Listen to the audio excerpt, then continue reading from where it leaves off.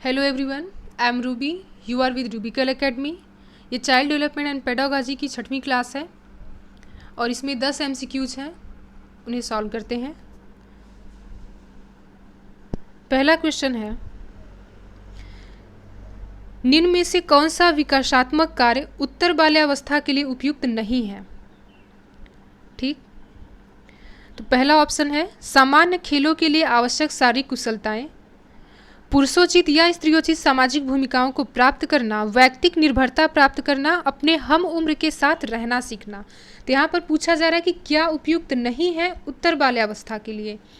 तो ये तो किसी भी उम्र के लिए जरूरी नहीं होगा पुरुषोचित या स्त्रियोचित सामाजिक भूमिकाओं को प्राप्त करना, क्योंकि इससे एक बच्चे में जेंडर स्टीरियोटाइप डेवलप हो जाता है, जो कि बिल्कुल सही नहीं है। एक सोसाइटी में मेल और फीमेल दोनों के लिए जगह बराबर होनी चाहिए, दोनों का रोल बराबर होना चाहिए। ठीक, तो ये तो ऑप्शन गलत हो जाता है और क्वेश्चन में यही पूछा गया है कि क्या उपयुक्त नहीं है, तो इसलिए बी ऑप्शन यहाँ पे सही हो जाता है। ठीक, शारीरिक कुशलताएं की बात करें तो बच्चे में इतनी स्ट्रेंथ होनी चाहिए कि नॉर्मल सा कोई सा भी खेल हो तो उतना तो खेल ही सके वो। वैयक्तिक निर्भरता, ये भी आपका सही होगा। अपने हम उम्र के साथ रहना सीखना, तो ये भी सही है कि बच्चा जो अपने एज के लोगों के साथ रहेगा तो उनसे वो सीखेगा, बातें करेगा, इससे उसमें काफ़ी कॉन्फिडेंस डेवलप होगा। तो इसलिए ऑप्शन बी सही हो जाता है, क्योंकि पूछा गया है कि क्या उपयुक्त नहीं है। क्वेश्चन नंबर 2, विकास का अर्थ है परिवर्तनों की उत्तरोत्तर श्रृंखला। यहाँ पर आएगा प्रोग्रेसिव चेंज, ये गलत है, प्रोग्रेसिव चेंज होना चाहिए। ठीक, बी है अभिप्रेरणा के फलस्वरूप होने वाले परिवर्तनों की उत्तरोत्तर श्रृंखला, अभिप्रेरणा एवं अनुभव के फलस्वरूप होने वाले परिवर्तनों की उत्तरोत्तर श्रृंखला, या परिपक्वता एवं अनुभव के फलस्वरूप होने वाले परिवर्तनों की उत्तरोत्तर श्रृंखला। तो विकास क्या है?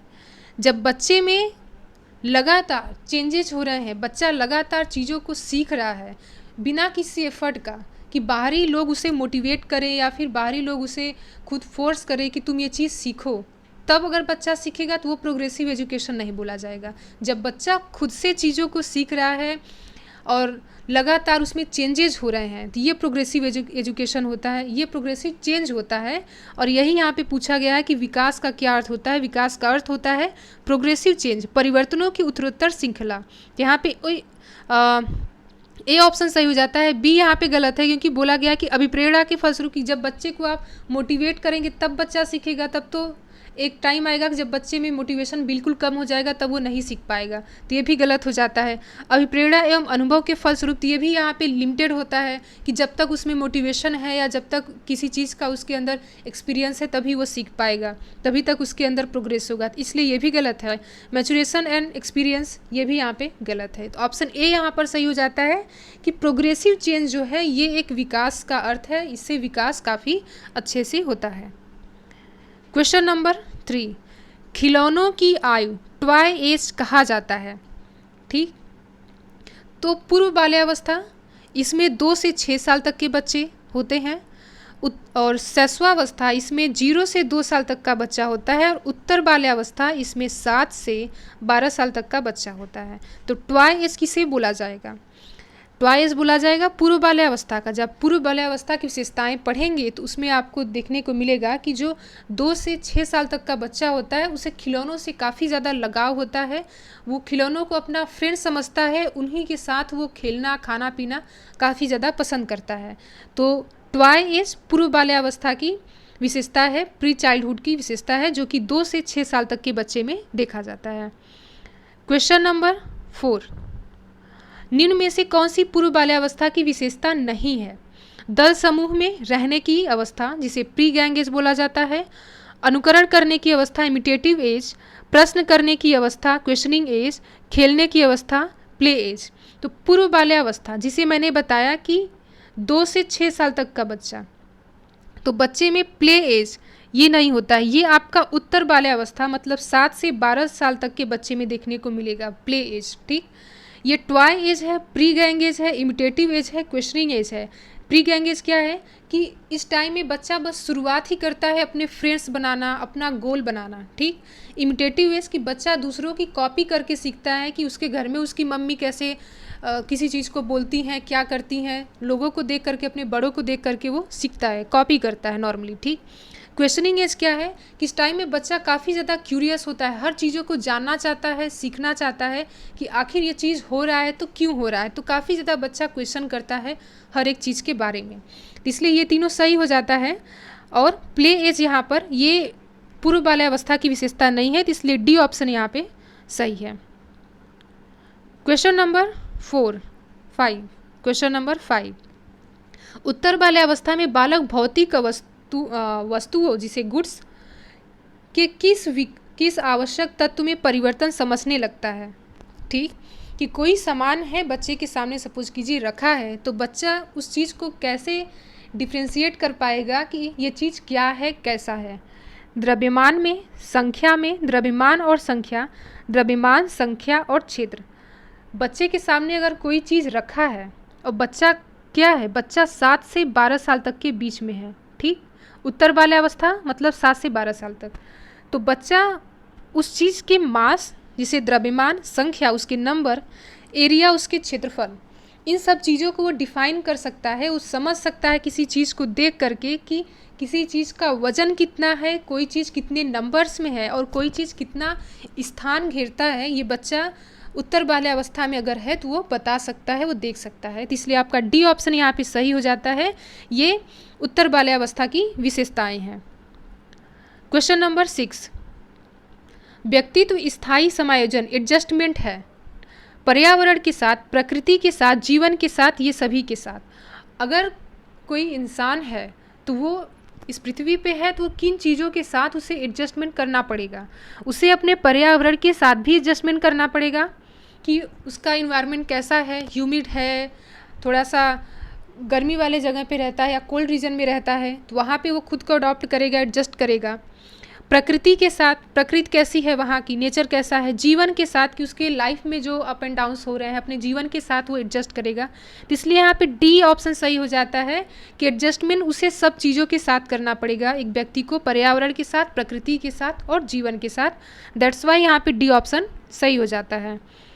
क्वेश्चन नंबर 7, दूसरे वर्ष में अंत तक, दूसरे वर्ष के अंत तक यहाँ पे होना चाहिए, के अंत तक शिशु का शब्द भंडार हो जाता है। कोई बच्चा 2 साल तक का हो चला है तो अब वो मैक्सिमम कितने वर्ड्स को बोल सकता है? बच्चा मैक्सिमम 100 वर्ड्स को बोल सकता है। अगर कोई बच्चा 2 साल का हो चुका है तो वो 100 शब्दों को बोल पाएगा, 100 शब्दों का उसके अंदर जानकारी हो चुका है, वो जान चुका है। ठीक, क्वेश्चन में यही पूछा जा रहा है, इसलिए ए ऑप्शन यहाँ पे सही हो जाता है कि दूसरे वर्ष के अंत तक एक बच्चे में 100 शब्द का डेवलपमेंट हो जाता है, वो सीख जाता है 100 शब्द को। क्वेश्चन नंबर 8, शर्म तथा गर्व, शेम एंड प्राउड जैसी भावना का विकास किस अवस्था में होता है? शेम एंड प्राउड क्या है कि एक बच्चा कब ये समझ पाएगा, उसमें कब ये क्षमता डेवलप हो जाएगी कि उसे क्या करना चाहिए कि लोग उसकी प्रशंसा करें और फिर उसे क्या नहीं करना चाहिए कि लोग उसका शेम, उसके ऊपर शेम फील करें। ठीक, तो ये आपका बाल्यावस्था में होता है। बाल्यावस्था में बच्चे में ये चीज़ डेवलप हो जाती है कि उसे कौन सी चीज़ करनी चाहिए और कौन सी चीज़ नहीं करनी चाहिए, उसके अंदर इस चीज़ की भावना डेवलप हो जाती है, शेम एंड प्राउड की उसके अंदर भावनाएं डेवलप हो जाती हैं। ठीक, इसलिए यहाँ पे बी ऑप्शन करेक्ट हो जाता है। क्वेश्चन नंबर 9, मैकडूगल के अनुसार मूल प्रवृत्ति जिज्ञासा का संबंध संवेग से है। मैकडूगल के अनुसार मूल प्रवृत्ति जिज्ञासा का संबंध कौन से संवेग से है? ठीक, भय से है, घृणा से है, आश्चर्य से है या भूख से है? तो मैंने पिछले वीडियोस में इस बारे में डिस्कस किया हुआ है कि मैकडूगल ने 12 इमोशंस के बारे में बताया है कि एक ह्यूमन बीइंग में 12 इमोशंस होते हैं कि वो 12 तरीके से खुद के फीलिंग को वो एक्सप्रेस कर सकता है कि अगर उसे भूख लगा है, उसे गुस्सा आया है, वो किसी चीज़ को अपने पास चाहता है, तो इन सब चीज़ों को संवेग बोला जाता है, इमोशन बोला जाता है। ठीक, तो इसीलिए पूछा जा रहा है कि जो क्यूरियोसिटी है ये एक संवेग, ये किस संवेग से रिलेटेड है? क्यूरियोसिटी, तो ये आश्चर्य से रिलेटेड है। ठीक, आश्चर्य एक संवेग है और आश्चर्य से क्यूरियोसिटी रिलेटेड है, इसलिए आपका सी ऑप्शन करेक्ट हो जाता है। क्वेश्चन नंबर 10, जो कि लास्ट क्वेश्चन है, शैशवावस्था की मुख्य विशेषता क्या नहीं है। ठीक, शैशवावस्था 0 से 2 साल का बच्चा, ये 0 से 2 साल तक के इसमें एज के बच्चे होते हैं।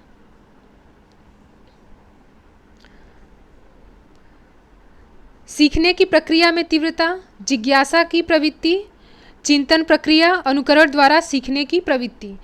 तो एक शैशवावस्था का बच्चा, उसमें सीखने की प्रक्रिया में तीव्रता होती है। 0 से 2 साल तक का बच्चा काफ़ी जल्दी वो चीज़ों को सीखना शुरू कर देता है, काफ़ी जल्दी उसमें चीज़ों को सीखने की जो क्षमता है वो सबसे बाकी जो एज के लोग हैं उनसे ज़्यादा शैशवावस्था के बच्चे में पाया जाता है। ठीक, जिज्ञासा, टेंडेंसी ऑफ क्यूरियोसिटी, ये भी इस उम्र के बच्चे में काफ़ी ज़्यादा देखा जाता है।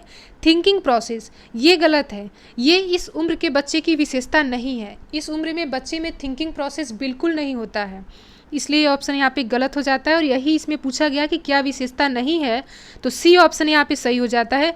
अनुकरण द्वारा सीखना, ये भी बच्चे शैशवावस्था की एक विशेषता है कि बच्चा दूसरों के कॉपी करके सीखता है, दूसरों की नकल करता है, अपने घर के लोगों की नकल करेगा, दूसरों की नकल करके चीज़ों को सीखेगा। तो सी ऑप्शन यहाँ पे सही है कि थिंकिंग प्रोसेस शैशवावस्था की विशेषता नहीं है। तो ये रहे आज के 10 क्वेश्चंस, और आपके 10 में से कितने क्वेश्चन सही हुए हैं आप कमेंट बॉक्स में करके ज़रूर बताइएगा। और आपको वीडियो कैसा लगा ये भी बताइएगा। और आपको वीडियो अच्छा लगा हो, क्लासेज अच्छी लग रही हैं, आपका अच्छे से प्रिपरेशन हो रहा है अगर मेरे थ्रू, तो चैनल को सब्सक्राइब कीजिए, लोगों के साथ शेयर कीजिए ताकि और भी लोग इस क्लास से उन्हें बेनिफिट मिल सके। और वीडियो को लाइक कीजिए। Thank you so much.